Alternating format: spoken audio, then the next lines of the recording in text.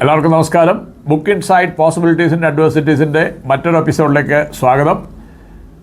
നമ്മൾ കഴിഞ്ഞ സെഷനുകളിൽ ഇതിൻ്റെ ഈ ബുക്കിൻ്റെ ആദ്യ ചാപ്റ്ററായ DBA, അതായത് ഡ്രീം, ബിലീഫ്, ആക്ഷൻ, ഈ 3 കാര്യങ്ങളെക്കുറിച്ചായിരുന്നു സംസാരിച്ചുകൊണ്ടിരുന്നത്. സ്വപ്നങ്ങൾ ഉണ്ടാവേണ്ടതിൻ്റെ ആവശ്യം, നമ്മുടെ സ്ട്രോങ് ബിലീഫ് സിസ്റ്റം ഉണ്ടാകേണ്ടതിൻ്റെ ആവശ്യം, പിന്നെ ആക്ഷൻ എടുക്കേണ്ടതിൻ്റെ സിഗ്നിഫിക്കൻസ് അല്ലെങ്കിൽ ആക്ഷൻ എടുക്കേണ്ടതിൻ്റെ ആവശ്യം, അതിനെക്കുറിച്ചായിരുന്നു സംസാരിച്ചിട്ടുള്ളത്. ഇന്ന് നമ്മൾ ചാപ്റ്റർ 4ലേക്ക് കടക്കുകയാണ്. ചാപ്റ്റർ 4 മെയിൻലി ഫിയർ ഓഫ് ഫെയിലിയറിനെ കുറിച്ചാണ് പറയുന്നത്. പല ആളുകളും, പല പൊട്ടൻഷ്യലുള്ള ആളുകളും ജീവിതത്തിൽ ഫെയിലാവുന്നതിൻ്റെ പ്രധാന കാരണം പരാജയപ്പെടാനുള്ള പേടി, fear of failure. Fear of failure കാരണം എന്താ? ഒരു കാര്യം തുടങ്ങത്തില്ല, ഒരു കാര്യത്തിലേക്ക് സ്റ്റെപ്പ് ഔട്ട് ചെയ്യത്തില്ല. ഒരു കാര്യം മനസ്സിൽ വലിയ വലിയ ആശയങ്ങളുണ്ടെങ്കിലും അതിനെ ഒന്ന് ഷാർപ്പൺ ചെയ്യാനോ അല്ലെങ്കിൽ അതിനെ ഒന്ന് ഇൻട്രൊഡ്യൂസ് ചെയ്യാനോ ഇംപ്ലിമെൻ്റ് ചെയ്യാനോ അവർക്ക് കഴിയത്തില്ല. കാരണം ഫിയർ ഓഫ് ഫെയിലിയർ, പരാജയഭീതി. ഈ പരാജയഭീതി യഥാർത്ഥത്തിൽ ഉണ്ടാകുന്നത് എന്തുകൊണ്ടാണെന്ന് ചോദിച്ചാൽ, ഫസ്റ്റ് റീസൺ, നമ്മുടെ മനസ്സിൽ നമ്മൾ ഒരുപാട് തെറ്റായിട്ടുള്ള തിങ്കിങ് അല്ലെങ്കിൽ തെറ്റായിട്ട് നമ്മളെക്കുറിച്ച് നമ്മൾ ധരിച്ചു വച്ചിരിക്കുന്ന ഒരുപാട് കാര്യങ്ങളുണ്ട്. അത് തെറ്റായിട്ട് നമ്മളെക്കുറിച്ച് നമ്മൾ ധരിച്ചു വച്ചിരിക്കുന്ന കാര്യങ്ങളാണ് നമുക്ക് ഈ പരാജയഭീതി സത്യത്തിലുണ്ടാക്കുന്നത്.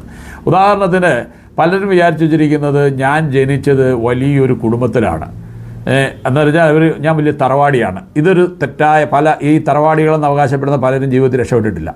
എന്താ കാര്യം? ഇവർ വിചാരിക്കുന്നത് ഞാൻ വലിയൊരു തറവാടിയാണ്, അപ്പം ഞാൻ ഇന്ന കാര്യം ചെയ്തു കഴിഞ്ഞാൽ എനിക്ക് ആക്ഷൻ എടുക്കാൻ പറ്റില്ല, അതെനിക്ക് നാണക്കേടാണ്. അപ്പോൾ ഞാൻ ഇന്ന ജോലി ചെയ്താൽ ഞങ്ങളുടെ തറവാട്ടിന് ചേർന്നല്ല.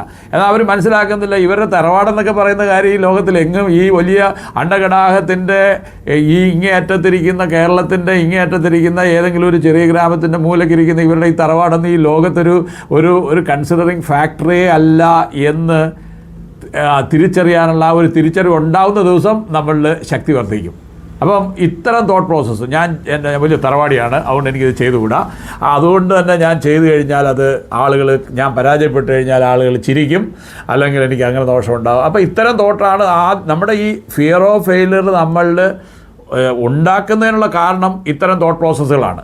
പിന്നെ മതങ്ങളുടെ സ്വാധീനം എന്ന് പറഞ്ഞാൽ, നമ്മൾ ഈ സ്വർഗ്ഗനരകങ്ങളെക്കുറിച്ച് നമ്മൾ വളരെ ചെറുപ്പം മുതൽ തന്നെ കേട്ടിട്ടുണ്ട്. അപ്പോൾ ഈ സ്വർഗ്ഗനരകങ്ങളെക്കുറിച്ചൊക്കെയുള്ള ഭീതിപ്പെടുത്തുന്ന ഈ അറിവുകൾ പലപ്പോഴും നമ്മളെ പരാജയപ്പെട്ടു പോവും, അല്ലെങ്കിൽ നമ്മൾ ചെയ്യുന്ന തെറ്റാണ്. ഈ മതങ്ങളുടെ പെർവ്യൂവിനകത്ത് വരാത്ത പല കാര്യങ്ങളും തെറ്റാണെന്നാണ് നമ്മൾ ധരിച്ചിരിക്കുന്നത്. ഉദാഹരണത്തിന്, പണത്തെക്കുറിച്ചുള്ള നമ്മുടെ സങ്കല്പം, അതായത് പണം ഉണ്ടാക്കുന്നത് തെറ്റാണെന്ന് വിശ്വസിക്കുന്ന, എസ്പെഷ്യലി ക്രിസ്ത്യാനിറ്റിയിൽ തന്നെ പണം ഉണ്ടാക്കുന്നത് തെറ്റാണെന്ന് വിശ്വസിക്കുന്ന, അല്ലെങ്കിൽ അറിഞ്ഞോ അറിയാതെയോ ക്രിസ്ത്യാനികളൊക്കെ കരുതുന്നത്, അതിന് ബൈബിളിൽ തന്നെ പറയുന്നൊരു വാചകമുണ്ട്. മത്തായിയുടെ സുവിശേഷത്തിൽ പറയുന്നുണ്ട്, ഒട്ടകം സൂചിക്കുഴയിലൂടെ കടക്കുന്നത് ധനവാൻ സ്വർഗരാജ്യത്തിൽ കടക്കുന്നതിനേക്കാൾ എളുപ്പമെന്നാണ് പറയുന്നത്. അപ്പോൾ ഇത് കേൾക്കുന്ന വിശ്വാസി എന്താ വിചാരിക്കുക? പിന്നെ അതായത് ധനവാനായിക്കഴിഞ്ഞാൽ ഒരിക്കലും സ്വർഗത്ത് പോകാൻ പറ്റില്ല, അതുകൊണ്ട് ധനവാനാകണ്ട, അതുകൊണ്ട് തന്നെ ഞാൻ പണം ഉണ്ടാക്കുന്നത് പാപമാണ്, ഏതെങ്കിൽ പണത്തിന് വേണ്ടി വർക്ക് ചെയ്യുന്നത് പാപമാണ്.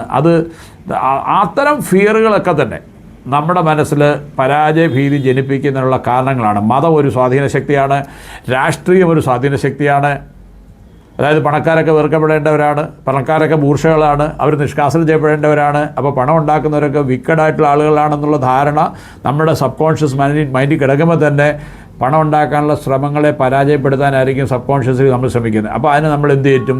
ഈ പണം ഉണ്ടാവാതിരിക്കാനുള്ള കാരണങ്ങൾ കണ്ടെത്തുകയും, അല്ലെങ്കിൽ അത് തെറ്റായ കാര്യത്തിനോടുകൂടി ആരും സപ്പോർട്ട് ചെയ്യത്തില്ല, അല്ലെങ്കിൽ പ്രകൃതി എനിക്കെതിരായിരിക്കും ചിന്തിക്കുകയൊക്കെ ചെയ്യുന്നത് നമ്മളെ പരാജയഭീതിയിലേക്ക് നയിക്കും.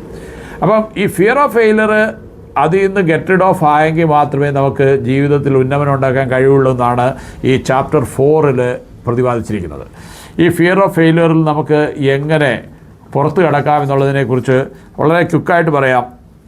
അതായത് ആളുകൾ വിചാരിക്കുന്നതെന്ന് പറഞ്ഞാൽ, ഞാൻ ഫെയിലായി കഴിഞ്ഞാൽ അത് വലിയൊരു സംഭവമാണ്, ഞാനൊരു വലിയ സംഭവമാണ്, അതുകൊണ്ട് തന്നെ ഞാൻ ഫെയിലായി കഴിഞ്ഞാൽ അതൊരു വലിയ സംഭവമാണെന്നാണ് പലരും ധരിക്കുന്നത്. ആദ്യം വിചാരിക്കണം, ഞാൻ ഫെയിലാവുന്നത് ഞാൻ പരിശ്രമിക്കുന്നതുകൊണ്ടാണ്.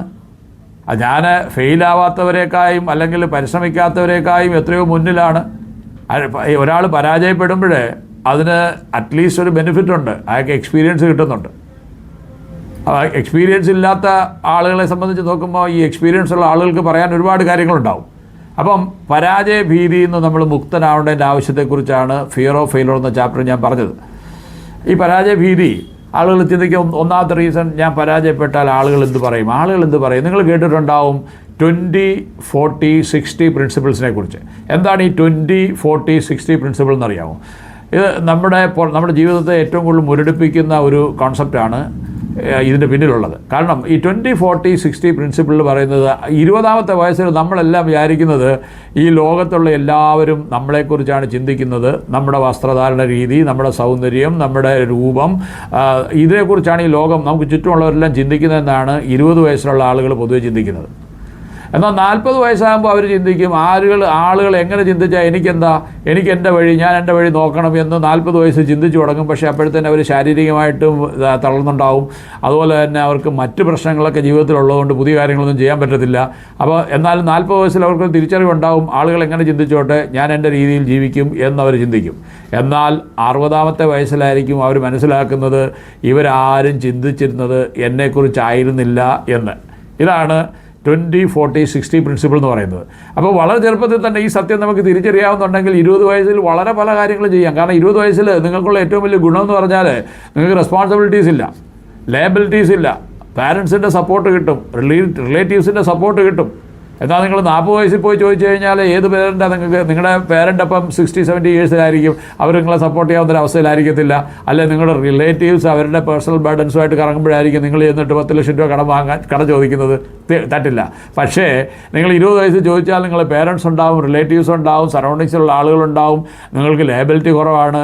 അപ്പം ഏറ്റവും കൂടുതൽ ഞാൻ ഓൺട്രപ്രണർഷിപ്പിനോട് ഏറ്റവും കൂടുതൽ പറയുന്നത്, സംരംഭകരോട് ഏറ്റവും പറയുന്നത്, നിങ്ങൾക്ക് സ്റ്റാർട്ട് ചെയ്യണമെന്നുണ്ടെങ്കിൽ ഇപ്പം തന്നെ സ്റ്റാർട്ട് ചെയ്യണം, എത്രയും പെട്ടെന്ന് സ്റ്റാർട്ട് ചെയ്യണം. കാരണം ഞാൻ ഈ സംരംഭകരെ ഏറ്റവും അധികം പ്രൊമോട്ട് ചെയ്യുന്ന ഒരാളാണ്.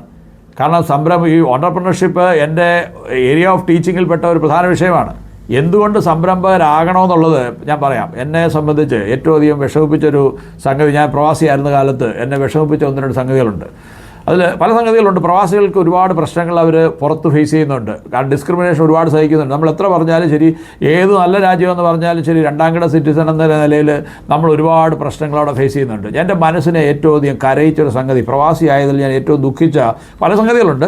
അതിലൊരു സംഗതി ഞാൻ പറയാം. ഒരിക്കൽ ദുബായിൽ ഞാൻ ഷാർജയിൽ ഒരു ട്രെയിനിങ് കഴിഞ്ഞ് തിരിച്ച് എൻ്റെ ദുബായ് ഓഫീസിലേക്ക് പോകാൻ വേണ്ടി നമ്മൾ അബ്രയിൽ ബോട്ട് കയറി അപ്പുറത്ത് പോകണം, ദുബായിലേക്ക് പോകണം. അപ്പം ഈ ബോട്ട് കയറാൻ നിൽക്കുമ്പം കുറേ ഇന്ത്യക്കാരും പാകിസ്ഥാനികളും ബംഗ്ലാദേശികളും ഒക്കെ ഈ ബോട്ടിന് പോകും. കാരണം അത് ചാർജ് കുറവായതുകൊണ്ട് ബോട്ടിൽ കയറി പോകാം. അപ്പോൾ ഈ ബോട്ടിൽ പോകാൻ ഇവിടെ നിൽക്കുമ്പം 2 അറബികൾ അവിടെ നിൽക്കുന്നു. 2 അറബികളിൽ ഒരാൾ എങ്ങാണ്, ഒരാൾ ഒരു വൃദ്ധനായ അറബി. അപ്പോൾ ഒരു ബോട്ട് വന്നു നിന്നപ്പോൾ കുറച്ച് ആൾക്കാർ അവർ കയറ്റും, പിന്നെ ബാക്കിയുള്ളവരോട് വെയിറ്റ് ചെയ്യും. അപ്പോൾ അങ്ങനെ ഒരു ബോട്ട് വന്നു, കുറേ ബോട്ടുകൾ വന്നു, ആളുകളെ കൊണ്ടുപോയി. ഞങ്ങളൊക്കെ അവിടെ നിൽക്കുകയാണ്. അപ്പം ഈ ബോട്ട് വരുമ്പോൾ ഞങ്ങളുടെ മുമ്പിൽ നിന്ന പ്രായമുള്ള അറബിയും പിന്നെ അതിൻ്റെ കൂടെയുള്ള യങ്ങായിട്ടുള്ള അറബിയും കയറി. അതിനോടൊപ്പം തന്നെ ഇന്ത്യക്കാരും ബംഗ്ലാദേശികളും ഒക്കെ ആയിട്ടുള്ള ഒരു 5-8 ആളുകളും കയറി.